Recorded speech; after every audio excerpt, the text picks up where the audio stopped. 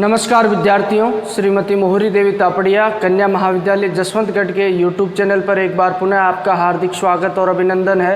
मैं प्रवक्ता चंद्र प्रकाश गुर्जर। आज की क्लास हमारी बीए द्वितीय वर्ष के छात्रों है तो इतिहास विषय की होगी। इतिहास विषय के दौरान अगर बात की जाए तो निरंतर राजस्थान का इतिहास हम पढ़ रहे। राजस्थान के इतिहास के तहत बात की जाए तो राजपूतों की जीवन पद्धति और आदर्श के बारे में पढ़ रहे हैं। तो राजपूतों की जीवन पद्धति को जानने के लिए हमने राजपूतों के द्वारा जो अपनाए जाने वाले रीति रिवाज और परंपराओं का अध्ययन किया है। परंपराओं रीति रिवाजों का जो भाग उनके त्यौहार वगैरह रहते हैं, हमने देखा किस तरीके से राजपूत शासकों के द्वारा जो उस समय राजतंत्रात्मक व्यवस्था के तहत जो त्यौहार मनाने की परंपराएं हमें देखने को मिलती है। उसके अलावा जो हम देखेंगे कि और भी अन्य जो रीति रिवाज किस तरीके से उनके द्वारा जो निभाए जाते थे और किस तरीके से रीति रिवाजों का पालन उनके द्वारा किया जाता था। ठीक है, तो पुत्र जन्म संबंधी रीति रिवाजों के बारे में हमने पिछली क्लास में पढ़ा कि पुत्र के जन्म के समय उनके द्वारा किस तरीके से पुत्र जन्म का उत्सव मनाया जाता था और कौन कौन से रीति रिवाजों और परंपराओं का निर्वहन उनके द्वारा किया जाता था। आज उसी क्रम में हम बात करेंगे राज्याभिषेक के संबंध में, जो राज्यारोहण के संबंध में उनके द्वारा जो अपनाए जाने वाले रीति रिवाजों के बारे में बात करेंगे। तो राज्यारोहण की बात की जाए तो राज्यारोहण क्या होता है, पहले तो हम इसके बारे में जानेंगे। राज्यारोहण यानी कि कोई भी राजा या शासक, राजतंत्रात्मक व्यवस्था की अगर बात की जाए तो जो उसका उत्तराधिकारी होता था, किसी राजा या किसी सामंत की मृत्यु के पश्चात उसकी गद्दी पर सिंहासन पर बैठने वाले व्यक्ति को उसका उत्तराधिकारी माना जाता था। और उसके सिंहासन पर बैठने के दौरान जिस तरह का जो उत्सव मनाया जाता था और जिस तरीके से उसके सिंहासन पर बैठने की जो रीति रिवाज हमें देखने को मिलते हैं उसे ही क्या कहते हैं, राज्याभिषेक कहा जाता है। राज्याभिषेक का जो समारोह, राज्यारोहण विशेष परिस्थिति में जब किसी शासक की मृत्यु हो जाती तो उसके पश्चात उसका उत्तराधिकारी जो सिंहासन पर बैठता तो उस समय विशेष तरह का जो समारोह मनाया जाता था। उस समारोह के दौरान किस तरीके के रीति रिवाज थे, परंपराएं थे, उसके बारे में हम आज बात करेंगे। तो राज्यारोहण की बात की जाए तो जो राजा होता था अथवा सामंत होता था, उसकी मृत्यु के पश्चात उसका जो सबसे बड़ा पुत्र यानी कि ज्येष्ठ पुत्र होता था, वह उसका उत्तराधिकारी कहलाता था और उसकी मृत्यु के पश्चात वह सिंहासन पर बैठता था और राजगद्दी को संभालता था। अगला शासक वो बनता था। कभी कभार हमें उदाहरण मिलते हैं कि कई शासकों के द्वारा अपने जीवन काल के दौरान ही जो युवराज का पद होता है उस पर अपने उत्तराधिकारी की नियुक्ति कर दी जाती है और राज्याधिकार, संपूर्ण राज्याधिकार उसको ही सौंप दिए जाते हैं। अपने जीवित रहते ही उसके द्वारा जो राज्याधिकार उसको सौंप दिए जाते हैं। तो जब अगला नया राजा बनता था तो उसके राजा बनने की खुशी में जो समारोह रखा जाता था और वह विधिवत तरीके से जो और विधि विधान से और धार्मिक रीति रिवाजों से उसको पूर्ण किया जाता, वही राज्यारोहण जो समारोह कहलाता था। उस राज्यारोहण के संबंध में जो क्या क्या रीति रिवाज हमें राजपूत शासकों के यहाँ देखने को मिलते। तो कभी कभार हम बात करते हैं तो वह अपने ज्येष्ठ पुत्र को, सबसे बड़े पुत्र को युवराज के पद पर नियुक्त कर देते थे और राज्याधिकार समस्त उसको सौंप दिए जाते थे। लेकिन मूलतः देखा जाता है किसी राजा की मृत्यु के पश्चात ही उसका पुत्र क्या बनता था, राजा बनता था, यानी उसका उत्तराधिकारी बनता था और सिंहासन पर बैठता। सिंहासनारोहण भी जिसे कह सकते हैं, राज्यारोहण जिसे कह सकते हैं, राज्याभिषेक जिसे कहा जा सकता है। ठीक है, तो अब कभी कभार हमें और भी जो देखने को मिलता है कि जो अपना उत्तराधिकारी घोषित करने में राजा के द्वारा जो अपने ज्येष्ठ पुत्र को, अपने बड़े पुत्र को दरकिनार कर दिया जाता था और उसको उत्तराधिकार से वंचित रखते हुए जो अपने चहेते पुत्र को या अपने छोटे पुत्र को क्या कर दिया जाता था, जो अपना उत्तराधिकारी घोषित कर दिया जाता। जैसे चंद्रसेन की बात की जाए तो चंद्रसेन को जो छोटा पुत्र होने के बजाय उसे अपना उत्तराधिकारी घोषित कर दिया जाता है। और भी हमें कई ऐसे उदाहरण इतिहास में देखने को मिलते हैं। कभी कभार छोटे पुत्र, बड़ा पुत्र अगर अयोग्य होता या कि राजा का किसी अपने छोटे पुत्र के प्रति प्रेम होता तो उसकी वजह से उसके द्वारा क्या अपने छोटे पुत्र को उत्तराधिकारी घोषित कर दिया जाता था। अब इन्हीं कारणों के कारण जो राज्याधिकार जो बात की जाए उत्तराधिकारी संघर्ष भी हमें देखने को मिलते राजपूत शासकों में, कि जब छोटे पुत्र को राजा बना दिया जाता है लेकिन वास्तविक उत्तराधिकारी कौन होता है, जो बड़ा पुत्र ही होता है। तो इसी कारण कई बार हमें आपस में इनके मध्य जो उत्तराधिकारी संघर्ष भी देखने को मिलता है। और इसी उत्तराधिकारी संघर्ष के कारण हम देखते हैं कि उस समय जो राजस्थान में जो मराठों का जो हस्तक्षेप बढ़ जाता है, मराठों का जो राजस्थान की राजनीति में हस्तक्षेप बढ़ जाता है।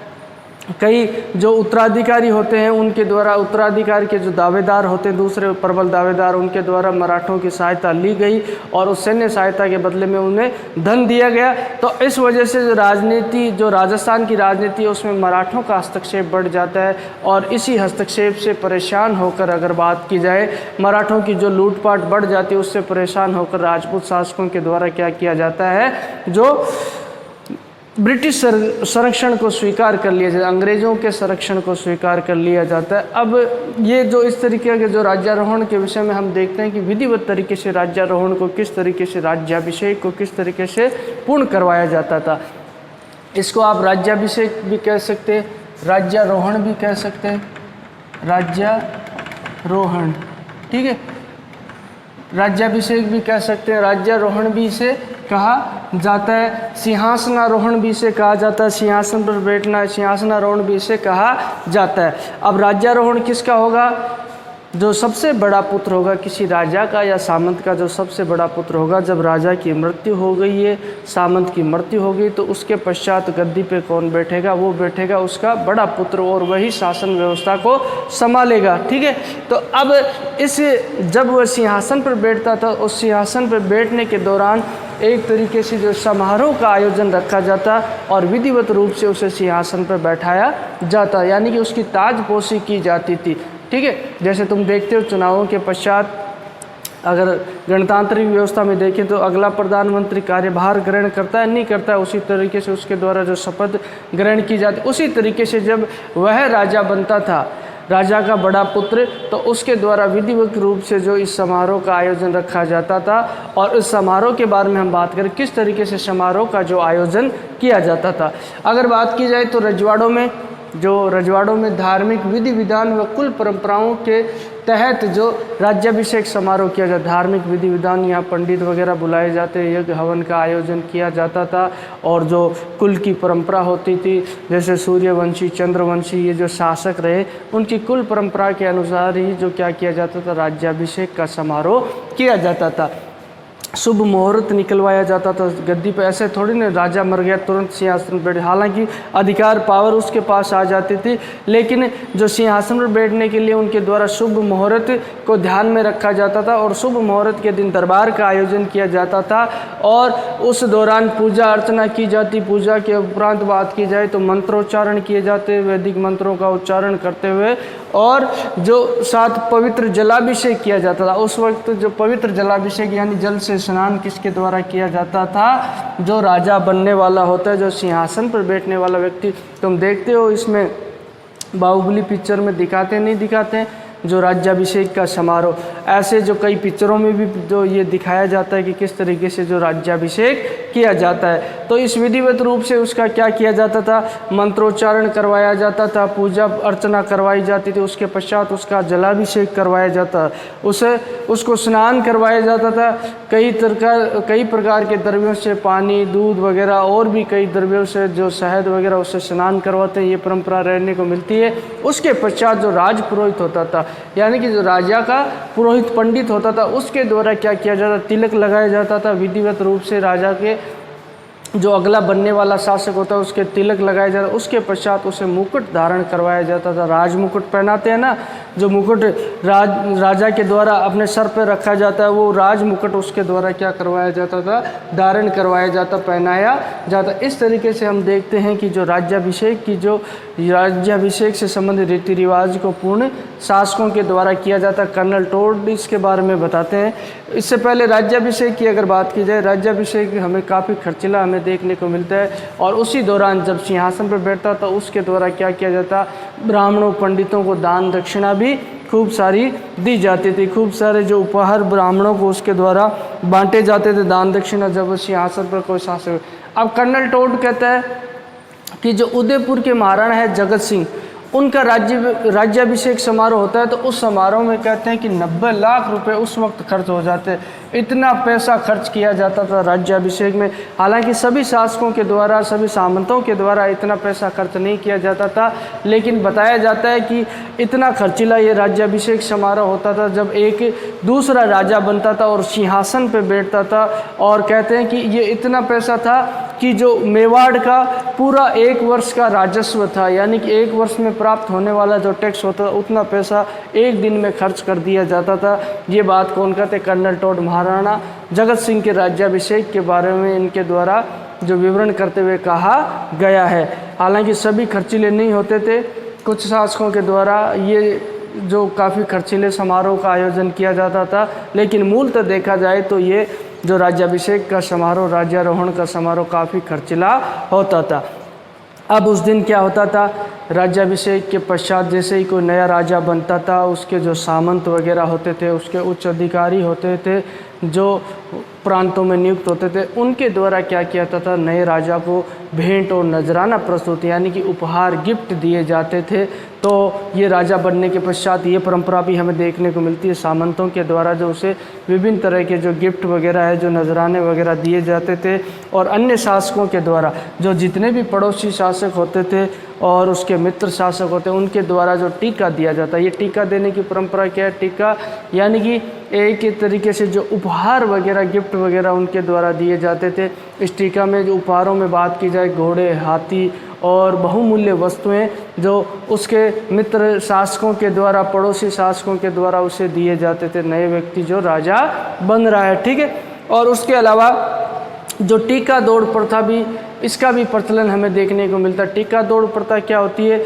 जब किसी व्यक्ति का राज तिलक होता था, वह राजा बनता था, तो उसके दूसरे दिन उसके द्वारा क्या किया जाता? अपने पड़ोसी शत्रु राज्य पे आक्रमण करके उसके नगर या गांव पे क्या कर लिया जाता था? अधिकार कर लिया जाता था। इस प्रथा को क्या कहा जाता? टीका दौड़ प्रथा कहा जाता था। और तलवार बंदाई का जो कर आगे देखकर हम देखते हैं, लागबाग की जो लागबाग थी विभिन्न तरह की किसानों को देनी पड़ती थी। इसमें भी कोई जागीरदार है, ठाकुर है जो सिंहासन पर बैठता था, इस तरीके से उसकी ताजपोशी होती थी, यानी कि उसका राज्याभिषेक होता था। तो जनता पर भी कई बार हमें देखने को मिलता है तलवार बंदाई का कर लगा दिया, यानी कि नया राजा या नया सामंत जो बनता था उसकी एवज में जनता से इस तरह का कर भी लिया जाता था। इस तरीके से राज्यारोहण का समारोह क्या किया जाता था? राजपूत काल के दौरान पूर्ण किया जाता था।